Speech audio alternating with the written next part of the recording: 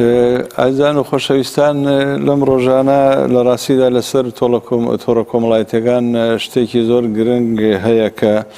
ئەویش دیارە ڕامین حسێن پەنایی ماوەی کە کۆماری سێدارە دەست بەسەری کردووە چالاکی سیاسی ئێستا دیارە بڕیاری حکمی لە سێدارەدانیانداوە. من وەکو هونەرمەندێک داواتان لێکم خەڵکی ڕۆژهەڵات بەگشتی و شاری سنە و دەوروبەری بە تایبەتی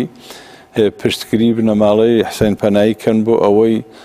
بتوانن ئەو بڕیارەی کە کۆماری پیسی سێدارە سەبارەت بە لە سێدارەدانی ڕامین حسێن پەناییدا بتوانن کاریگەری لەسەر دابن و بتوانێت پەشیمان بێتەوە لەو کردەوە قیزەوەنەی خۆی کە بە درێژایی تەمەنی کۆماری سێدارە بۆ ڕۆڵە ئازادی خوازەکان بەتایبەت ڕۆڵەکانی گەلی کورد بەردەوام دەستی لە خوێنی ڕۆڵەکانی گەلی کووردا بووە. داواتان لێکم کە هاوپشتی بنەماڵەی حسێن پەنایی بن بۆ ئەوەی کە بتوانن کاریگەری لەسەر ئێعدام نەکردنی ڕامین حسێن پەنایی دابنن. ئازان و خۆشەویستان جارێکی تر وەبیرتان دێنمەوە ڕامین حسێن پەنایی لەبیر مەکەن ئەم هەفتەی کەمپینگ بۆ بەرگری لە ئێعدامی ڕامین حسێن پەنایە. هیوادارم خەڵکی ئەمە لە مەیدانە بێت و دڵسۆزی خۆیان بۆ